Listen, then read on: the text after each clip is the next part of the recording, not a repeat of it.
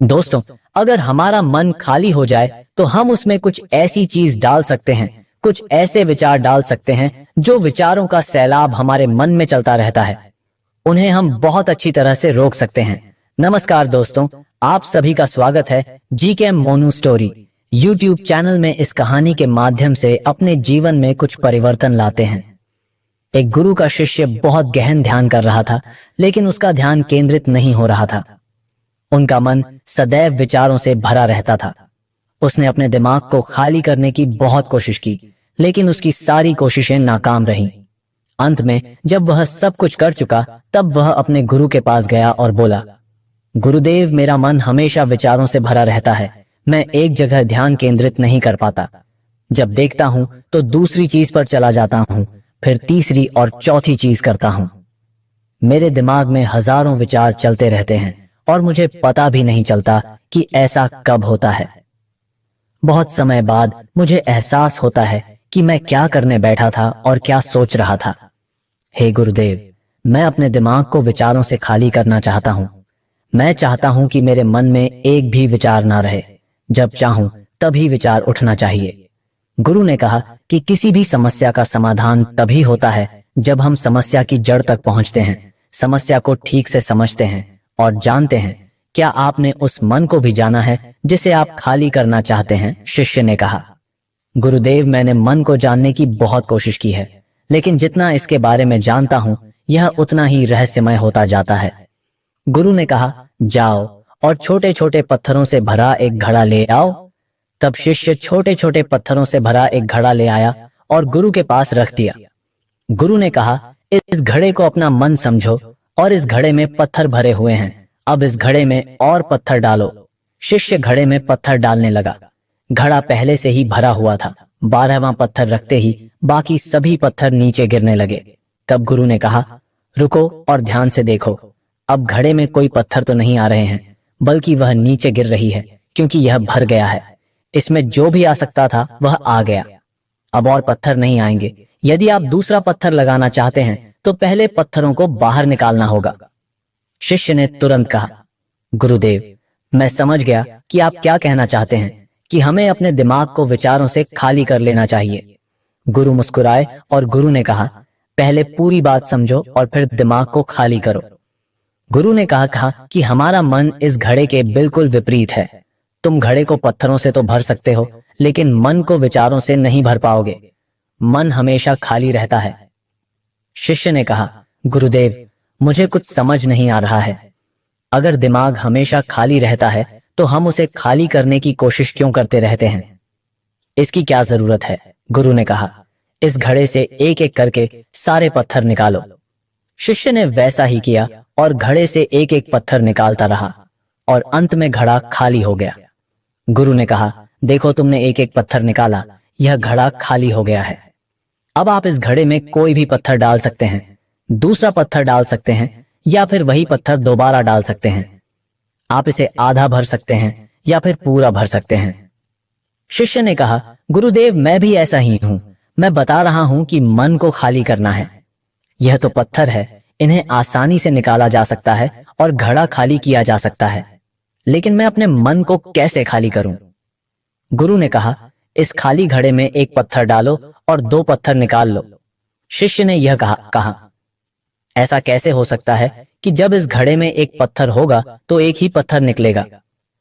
फिर 2 पत्थर कैसे निकल सकते हैं? गुरु ने कहा, चलो ऐसा करो, इस घड़े में 2 पत्थर डालो और 4 पत्थर निकाल लो। शिष्य ने कहा, गुरुदेव, यह कैसे संभव हो सकता है? यह कोई चमत्कारी बर्तन नहीं है कि 1 डालो तो 2 निकालो, 2 डालो तो 4। गुरु ने कहा, यह घड़ा चमत्कारी नहीं है, लेकिन तुम्हारा घड़ा यानी तुम्हारा मन चमत्कारी है। यदि आप इसमें एक विचार निकालेंगे तो इसके पीछे 2 विचार होंगे। जब आप उन 2 विचारों को पकड़ते हैं तो उनके पीछे 4 विचार उभर आते हैं और वह खाली नहीं रहता। यह मन का भ्रम कि सब कुछ है, लेकिन कुछ भी नहीं है। शिष्य ने कहा, गुरुदेव, आप जो कह रहे हैं वह मैं समझ गया, लेकिन क्या मैं हमेशा अपने विचारों के जाल में फंसा रहूंगा? क्या मन के भ्रम से बाहर निकलने का कोई रास्ता है? बिल्कुल नहीं। और जब आप उन 4 विचारों को पकड़ते हैं तो उनके पीछे 16 विचार उभरते हैं और ऐसा करने से विचारों की एक लंबी श्रृंखला बन जाती है और आप कहीं नहीं रुकते, एक के बाद दूसरे को पकड़ते चले जाते हैं। यह मिट्टी का घड़ा पत्थरों के घड़े के समान है, भरा रहेगा लेकिन आपका मन कभी नहीं भरता, वह हमेशा खाली ही रहता है। हमारा दिमाग भी एक विचार के बाद हमारे लिए हजारों विकल्प खोल देता है और हम एक मुख्य विचार को छोड़कर उन हजारों विकल्पों में फंस जाते हैं। शिष्य ने कहा, मैं आपकी बात अच्छी तरह समझ गया हूं, लेकिन अब मुझे क्या करना चाहिए? मेरा मार्गदर्शन करें। गुरु ने कहा, मन के जाल में मत उलझो, मन को खाली करने की कोशिश मत करो, अपना ध्यान इकट्ठा करो, एकाग्रता लाओ। जो भी कर रहे हो उसे अंतिम मानकर करो। ऐसे करो कि बाद में इसमें आपको कुछ भी करने की जरूरत नहीं है, और जब आप किसी दूसरे विचार पर काम करते हैं तो बस उसी पर काम करें, कोई दूसरा विचार नहीं। मन के भ्रम से बाहर निकलना इतना आसान नहीं है, लेकिन अभ्यास सब कुछ कर सकता है। ने कहा, मैं आपकी बात अच्छी तरह समझ गया हूं, लेकिन अब मुझे क्या करना चाहिए? मेरा मार्गदर्शन करें। गुरु ने कहा, मन के जाल में मत उलझो, मन को खाली करने की कोशिश मत करो, अपना ध्यान इकट्ठा करो, एकाग्रता लाओ। जो भी कर रहे हो उसे अंतिम मानकर करो। ऐसे करो कि बाद में इसमें आपको कुछ भी करने की जरूरत नहीं है, और जब आप किसी दूसरे विचार पर काम करते हैं तो बस उसी पर काम करें, कोई दूसरा विचार नहीं। मन के भ्रम से बाहर निकलना इतना आसान नहीं है, लेकिन अभ्यास सब कुछ कर सकता है। शिष्य ने कहा, गुरुदेव, मैं भी ऐसा ही करूंगा। यह समझाने के लिए आपका बहुत बहुत धन्यवाद। हम सभी अपने दिमाग को खाली करने की कोशिश करते हैं, मन में उठते बैठते विचारों से परेशान रहते हैं। हम चाहते हैं कि यह विचार कहीं चले जाए और हम शांत हो जाते हैं, लेकिन जितना हम इन विचारों से दूर भागते हैं, हम विचारों का उपयोग करते हैं कि वे हमें शांत करते हैं, और वे आपके उन्हीं विचारों से जुड़े होते हैं जिन्हें आप छोड़ना चाहते हैं। इसलिए यह विचार इतनी शक्तिशाली है। जब आप सोचना ही नहीं चाहते तो आप शांत रह सकते हैं। यह तभी संभव है जब आप शांत रहने की कोशिश करना बंद कर दें और अपनी समस्या को हल करने पर ध्यान दें।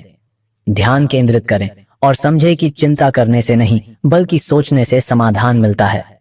गुरु ने कहा, इस मिट्टी के बर्तन को पत्थरों से आधा भर दो। शिष्य ने वैसा ही किया। फिर गुरु ने कहा, अब इन पत्थरों में से एक पत्थर चुन लो और उस पत्थर की एक छोटी सी मूर्ति बनाकर मुझे दे दो। मैं जानता हूं कि तुम एक अच्छे कलाकार हो। जब शिष्य ने 11वां पत्थर निकाला और उस पत्थर को तराशना शुरू किया तो उसे एहसास हुआ कि यह पत्थर अच्छा नहीं है, तो उसने घड़े से दूसरा पत्थर निकाला। उसे वह पत्थर भी पसंद नहीं आया। फिर उसने तीसरा पत्थर निकाला, उसका रंग उसे पसंद नहीं आया। फिर उसने चौथा पत्थर निकाला, लेकिन उसे इस पत्थर में एक दोष निकला। इस प्रकार उसने लगभग सभी पत्थर बाहर फेंक दिए।